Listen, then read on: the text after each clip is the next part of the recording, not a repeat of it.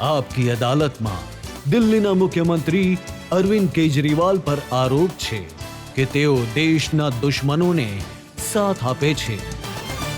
Arvindji, home minister Amit Shah કહે છે કે અરવિંદ કેજરીવાલ અને પાકિસ્તાનના વઝીર આઝમ ઇમરાન ખાનની ભાષા એક જેવી છે. જે ઇમરાન ખાન બોલે છે તે અરવિંદ કેજરીવાલ બોલે છે, જે કેજરીવાલ બોલે છે તે ઇમરાન ખાન બોલે છે. એ પણ પુરાવા માંગે છે, આ પણ પુરાવા માંગે છે. કંઈ પણ કહી દે છે. હવે જ્યારે કંઈ ચાલતું જ નથી એમનું દિલ્હીની ચૂંટણીમાં, તો પછી એ ઇમરાન ખાનને લઈ આવ્યા, પાકિસ્તાનને લઈ આવ્યા. આનો કોઈ અર્થ નથી. એમની પાસે કંઈ મુદ્દા ના, નથી. ઇમરાન ખાનના મંત્રી છે ફવાદ ખાન. એમણે કહ્યું કે મોદીજીને હરાવો દિલ્હીના ચૂંટણીમાં. મેં એમને કડકાઈથી જવાબ આપ્યો. મેં એમને કહી દીધું કે મોદીજી અમારા દેશના પ્રધાનમંત્રી છે, એ મારા પણ પ્રધાનમંત્રી છે, અને અમારા દેશની ચૂંટણી અમારો આંતરિક મામલો છે. જે દેશ આખી દુનિયાની અંદર સૌથી વધારે આતંકવાદને પ્રોત્સાહિત કરવા માટે પ્રસિદ્ધ છે, એનાથી અમને કોઈ સલાહ નથી જોઈતી, અને અમારા આંતરિક બાબતોમાં દખલ કરવાનું બંધ કરો. પણ આ તો આજે તમે કહી રહ્યા છો. 7 મહિના પહેલા તમે મોદીજી માટે શું કહ્યું હતું એ હું તમને સંભળાવી દઉં છું. मोदी ने पाकिस्तानियों के साथ सेटिंग कर रखी है, मोदी ने आतंकवादियों के साथ सेटिंग कर रखी है, उसकी पोल खोलने की जरूरत है. आज जब आप गांव के अंदर में जाओगे, कुछ लोग भ्रमित हैं, कुछ लोग कहते हैं मोदी राष्ट्रवादी है, कुछ लोग कहते हैं मोदी देशभक्त है. आज आपकी जिम्मेदारी है जाके कहना कि मोदी जैसे बड़ा देशद्रोही कोई नहीं है. ઓહો, પ્રધાનમંત્રી ત્યારે પણ હતા એ તમે કહી રહ્યા હતા કે એમની પાકિસ્તાન સાથે સેટિંગ છે. તો આ અમારી અંદરની બાબત છે. એ આપણા દેશની બાબત છે. હા, ચૂંટણી દરમિયાન એ અમને કંઈ પણ કહે છે, અમે એમને કંઈ પણ કહીએ, પણ પાકિસ્તાનને અમારી ચૂંટણી દરમિયાન દખલઅંદાજી કરવાનો કોઈ અધિકાર નથી. આજે અમિત શાહજી મને કંઈ પણ કહી શકે છે. હું અમિત શાહજીને કંઈ પણ કહી શકું છું. હું મનોજ તિવારીને કંઈ પણ કહું છું. પાકિસ્તાની અમારી વચ્ચે અમને કંઈ નહીં કહી શકે. હા, મારા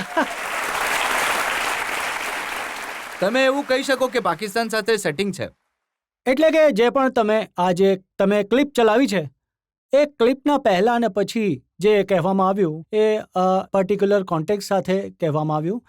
તો મારું કહેવું એમ છે કે જ્યારે ચૂંટણી થાય છે, ચૂંટણીમાં આરોપ અને પ્રત્યારોપ એ પ્રકારની વાતો થાય, પણ એ પાર્ટીઓની વચ્ચે થાય છે. ભારતીય જનતા પાર્ટી છે, કોંગ્રેસ છે, આમ આદમી પાર્ટી છે, આ બધી પાર્ટીઓ દેશનો ભાગ છે. અમે એકબીજાના દુશ્મન નથી, વિરોધી છીએ, વિપક્ષ છીએ. જ્યારે પાકિસ્તાનની વાત આવે છે તો અમે ત્રણેય એક થઈ જઈએ છીએ. પછી અમે ત્રણેય એક થઈને પાકિસ્તાન સાથે લડીએ. પણ પાકિસ્તાન અમારી વચ્ચે એ કહે છે કે આને જીતાવી દો, એવું નહીં ચાલે. પાકિસ્તાન વચ્ચે દખલઅંદાજી ન કરી શકે. તમે કહો છો અમિત શાહ કંઈ પણ કહી શકે. એમણે શું કહ્યું એ હું તમને કહું છું. અમિત શાહજીએ કહ્યું કે 2 વર્ષ પહેલા JNUમાં ભારત કે ટુકડે ટુકડે હોંગેના નારા લાગ્યા હતા. મોદીજીએ નારાઓ લગાડવા વાળાઓને જેલમાં મોકલ્યા હતા. તો કેજરીવાલ એમના સપોર્ટમાં પહોંચી ગયા. એમની સાથે ઘણો અન્યાય થઈ રહ્યો. હું ક્યારે ગયો? JNU ગયા હતા ને તમે? એમના સપનામાં આવ્યો હોય શું?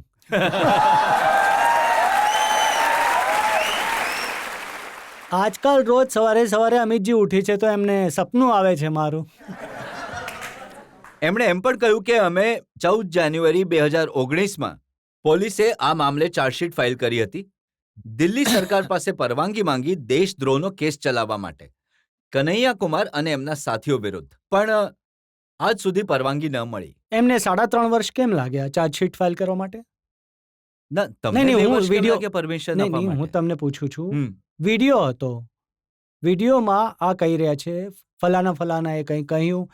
વિડીયોમાં પુરાવા છે ને. 4 દિવસમાં ચાર્જશીટ ફાઇનલ થઈ જાત. 3.5 વર્ષ સુધી તેઓ ચાર્જશીટ પર શું કરતા હતા એ મળેલા છે એમની સાથે.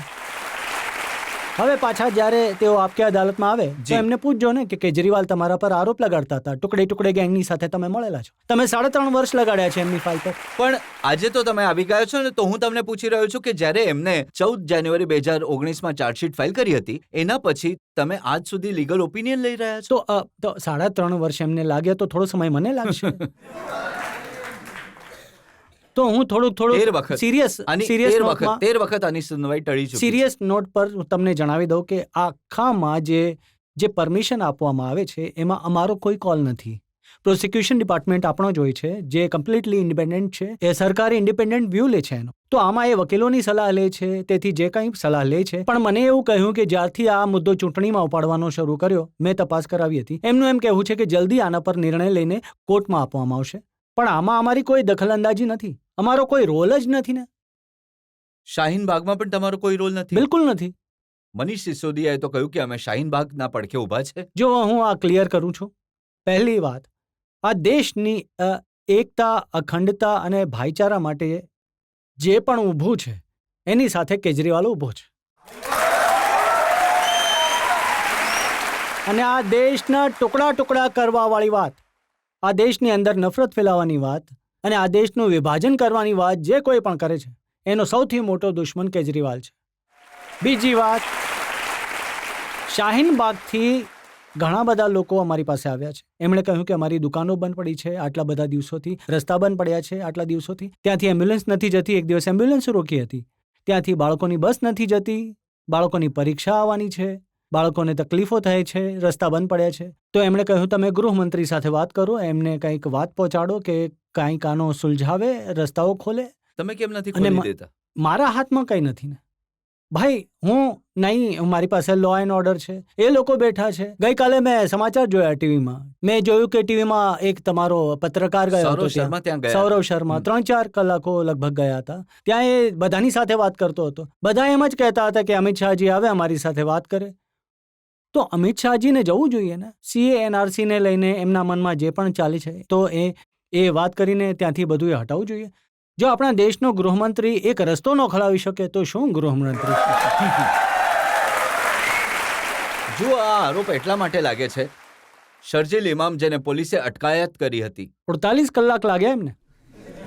અમારી દિલ્હી પોલીસ અમારી પાસે હોત ને 2 કલાકમાં અટકાયત કરી લેતે. તમે ડિમાન્ડ કરી હતી ને હોમ મિનિસ્ટર પાસે અટક કરવાની, તો એમણે કરી દીધી. પણ અમારા તમે- ડિમાન્ડ પર કરી, એટલે હા. કે વેઇટ કરતા હતા. તમારી આરોપ એ માટે લાગે છે કેમ કે તમારી પાર્ટીના અમાનતુલ્લા ખાન એ શરજીલની સાથે નજરે આવ્યા. શરજીલ કોણ? જે કહે છે કે અસમને અલગ અલગ કરી દો, જે કહે છે દિલ્હીના લોકોનું દૂધ બંધ કરી દો, દિલ્હીના લોકોનું પાણી બંધ કરી દો, આ દેશને તોડી દો.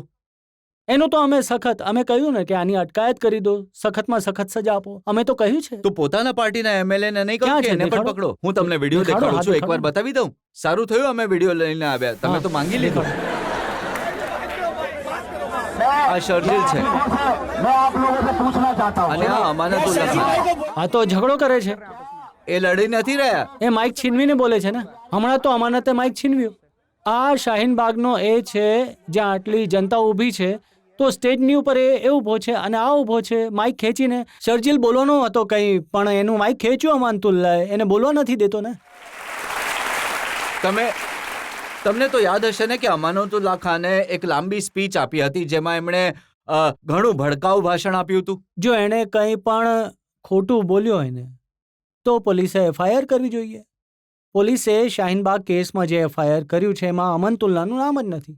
જો અમનતુલ્લાએ કંઈ ગડબડ કરી હોય એને ધરપકડ કરો, એમના પર FIR કરો, જેલ ભેગું કરો. એને કોણે ના પાડી છે?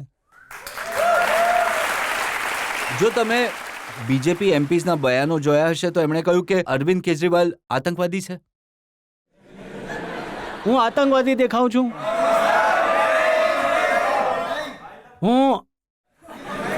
પરમ દિવસે એમણે કહ્યું હતું, એવું કહ્યું હતું કે એમના અમુક મંત્રીઓ, એમના અમુક નેતાઓ કે જે કેજરીવાલ પરવેશ આતંકવાદી વર્મા છે. અને મનોજ તિવારી આ બંને. એમણે કહ્યું કે કેજરીવાલ આતંકવાદી છે. પણ મને ઘણું દુઃખ થયું. દિલ્હીના દરેક બાળકના સારા ભણતરની વ્યવસ્થા મેં કરી છે. કોઈ આતંકવાદી બાળકોના ભણતરની વ્યવસ્થા કરે છે?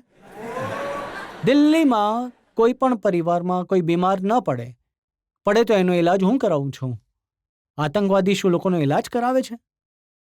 મેં દિલ્હીમાં 40,000 લોકોને તીર્થયાત્રા કરાવી છે. હરિદ્વાર, ઋષિકેશ, દ્વારકા, શિરડી.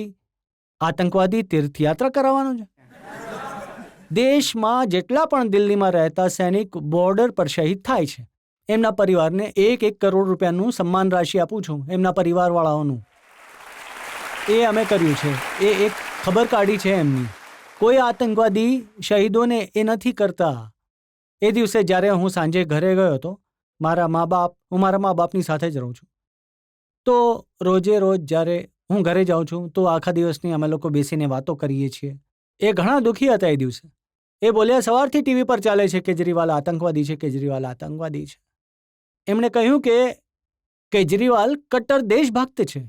કેજરીવાલ આતંકવાદી હોય જ ન શકે. હવે દેશભક્તે સર્જિકલ સ્ટ્રાઇકના પુરાવા માંગ્યા. એક મિનિટ. તો હું દિલ્હીની જનતાને મેં પાછલા 5 વર્ષોથી દિલ્હીની જનતાનો દીકરો બનીને મેં કામ કર્યું છે. એમની વીજળી, પાણી, શિક્ષા, સ્વાસ્થ્ય, એનો હિસાબ કિતાબ મેં રાખ્યો છે. દરેક જેટલી મેં હમણાં જિંદગી જીવી છે એના તન, મન, ધન બધું જ દેશને મેં ન્યોછાવર કરી દીધું છે. ઇન્કમ ટેક્સના કમિશનરની નોકરી કરતો હતો, કરોડો રૂપિયા કમાઈ શકતો હતો. મેં કમિશનરની નોકરી છોડીને અન્ન આંદોલનમાં ભાગ લીધો. 2013માં તમને યાદ હશે 2 વાર મેં અનશન કર્યું હતું. 15 દિવસ સુધી ભૂખ્યો હતો હું ડાયાબિટીસનો પેશન્ટ છું. દિવસમાં 4 વાર મને ઇન્જેક્શન લાગે છે. અને કોઈ પણ ડૉક્ટર તમને બતાવશે કે જે ડાયાબિટીસનો પેશન્ટ હોય, જો ઇન્સ્યુલિન પર છે, એ 4 કલાક ભૂખ્યો રહી જાય તો એ મરી પણ શકે છે. મેં 15 દિવસ અનશન કર્યું હતું. ઉપરવાળાની કૃપા છે કે હું જીવતો છું. તો મેં મારો જીવ દાવ પર લગાડ્યો છે દેશ માટે. અને આ લોકો કહે છે હું આતંકવાદી છું. તો હું દિલ્હીની જનતાને પૂછવા માંગુ છું કે આ લોકો મને પોતાનો દીકરો માને છે કે આતંકવાદી માને છે? મને પૂછો. ભારતના ગૃહમંત્રી અમિત શાહ એમણે કહ્યું કે અરવિંદ કેજરીવાલ અને એમની પાર્ટીને વોટ નહીં આપતા. જો એ સત્તામાં આવ્યા તો દંગા થશે અને દિલ્હી સુરક્ષિત નહીં રહે. જુઓ, વાત એમ છે કે એમની પાસે આ ચૂંટણીમાં કોઈ મુદ્દો નથી બચ્યો. કંઈ પણ નથી બચ્યું એમની પાસે. ના તો એમની પાસે દિલ્હીની જનતાએ એમને એમસીડી આપી હતી. ભાઈ, એમસીડીનું કામ તો તમે સંભાળો. આજે દેશમાં દિલ્હીની અંદર જોઈ શકો છો એમસીડીનો શું હાલ છે. કચરાનો એક સફાઈની જવાબદારી એમસીડીની છે. એમના પ્રાઇમરી સ્કૂલો છે, સ્કૂલ જોઈને જોયો કેટલી ખરાબ સ્થિતિ છે. સફાઈની શું હાલત છે. હું અમિત શાહજીને કહેવા ઈચ્છું છું કે રોજ તમે દિલ્હીના લોકોને મળીને 2 કરોડ લોકોને મળીને મેં 5 વર્ષમાં દિલ્હી સુધારી છે. આ કેજરીવાલે નથી કર્યું. વીજળી, પાણી, સ્કૂલ, હોસ્પિટલ બધાની સાથે મળીને કર્યું છે મેં. તમે રોજ દિલ્હીના લોકોનું અપમાન કરવાની જગ્યાએ તમે તમારા પોતાના સારા કામ દેખાડો ને, કે અમે દિલ્હીની પોલીસની જવાબદારી હતી, દિલ્હી પોલીસમાં આ કર્યું, અમે એમસીડીમાં આ કર્યું, તે કર્યું, અમે ડીડીએમાં આ કર્યું, તે કર્યું. એમની પાસે મુદ્દો જ નથી ને. આ માત્ર અને માત્ર હિન્દુ મુસલમાનના નામ પર ચૂંટણી લડવા માંગે છે. દિલ્હીની જનતા ઘણી હોશિયાર છે. એમણે જોયું પહેલીવાર એક સરકાર આવી છે જે એમના મુદ્દા પર વાત કરે છે, એમના પરિવારના મુદ્દા પર વાત કરે છે, એમની વીજળીનું ધ્યાન રાખે છે, પાણીનું ધ્યાન રાખે છે. 24 કલાક વીજળી આપી છે મેં. આખા દેશમાં કોઈ શહેરમાં 24 કલાક વીજળી નથી. તો એમની પાસે કોઈ મુદ્દો બચ્યો જ નથી ને. ક્યારેક શાહીનબાગ છે, ક્યારેક હિન્દુ મુસલમાન, ક્યારેક પાકિસ્તાનને લઈને આવે છે. માત્ર ને માત્ર મુદ્દાઓથી ભટકાવવાની કોશિશ કરે છે લોકો. પણ દિલ્હીની જનતા હોશિયાર છે ને, એ જુએ છે. આજે હું એક વિડીયો જોતો હતો, એક ટીવી ચેનલે હજી વિડીયો બનાવ્યો છે. એમાં એક માણસ પૂછતો હતો, એ બોલતો હતો, હું જન્મથી બીજેપી વાળો છું. મારા પિતાજી જેલ ગયા હતા એમરજન્સી ટાઈમે, જનસંઘના હતા, પણ બોલ્યા મારા દીકરો સરકારી સ્કૂલમાં ભણે છે, મારા દીકરાનું ભવિષ્ય બદલી નાખ્યું કેજરીવાલે.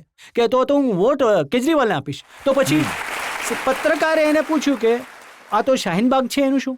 તો બોલ્યો શાહીનબાગ 10 દિવસનો મામલો છે, જબરદસ્તી ઉંચક્યો છે આ લોકોએ શાહીનબાગ. 10 દિવસ પછી કેજરીવાલ કામ આવશે, અમને વીજળી, પાણી, શિક્ષા, સ્વાસ્થ્ય એ જ કરાવશે. તો તમને લાગે છે કે 10 દિવસ પછી આ શાહીનબાગના લોકો ઉઠી જશે? મને તો લાગે છે આખું બીજેપી વાળા જ કરાવે છે. બીજેપીનો આખો આ ડ્રામા ચાલે છે બસ. તમે તો બીજેપી વાળાને કહો છો કે મને વોટ આપજો. એનું કારણ છે. તમે બધા જાણો છો કે કઈ રીતે 5 વર્ષ પહેલા દિલ્હીના સરકારી સ્કૂલની, હોસ્પિટલની હાલત કેટલી ખરાબ હતી.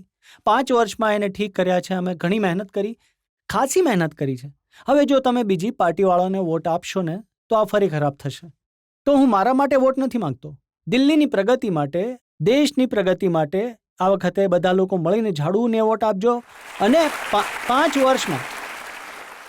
વર્ષમાં મેં બધાનું કામ કર્યું છે. હું બધાનો મુખ્યમંત્રી છું. હું બીજી વાળાનો મુખ્યમંત્રી છું. હું કોંગ્રેસ વાળાનો મુખ્યમંત્રી છે. આમ આદમી નોટ પણ બધાનો મુખ્યમંત્રી છું. મારી પાસે બીજેપી વાળા આવ્યા એનું કામ કર્યું છે. કોંગ્રેસ વાળો આવ્યો એનું પણ કામ કર્યું છે. અને 5 વર્ષ હું જ કામ આવ્યો છું બીજેપી અને કોંગ્રેસ વાળાને. જ્યારે તમારા બાળકોની ફીસ વધારતા હતા સ્કૂલ વાળા, તો બીજેપી કોંગ્રેસ વાળા કામ નહોતા લાગ્યા. કેજરીવાલ કામ આવ્યો હતો. તમારી ફીસ મેં ઓછી કરાવી હતી. જ્યારે તમારા ઘરમાં કોઈ બીમાર થયું, જો તમારા ઘરમાં 5 વર્ષમાં કોઈ બીમાર થયું, બીજેપી કોંગ્રેસ વાળો કામ નહોતો આવ્યો. મેં તમારા બાળકની સારવાર કરી હતી હોસ્પિટલની અંદર. 5 વર્ષે હું જ કામ આવ્યો. આવનારા 5 વર્ષ પણ હું જ કામ આવવાનો છું. મેં ક્યારેય સોતેલો વ્યવહાર નથી કર્યો એ વિચારીને કે તમે બીજેપીના છો, તમે કોંગ્રેસના છો, આમ આદમી પાર્ટીના છો. તો હું જ કામ આવ્યો ને હું જ કામ આવીશ, અને તમને પોતાનો પરિવારનો ભાગ માન્યા છે મેં.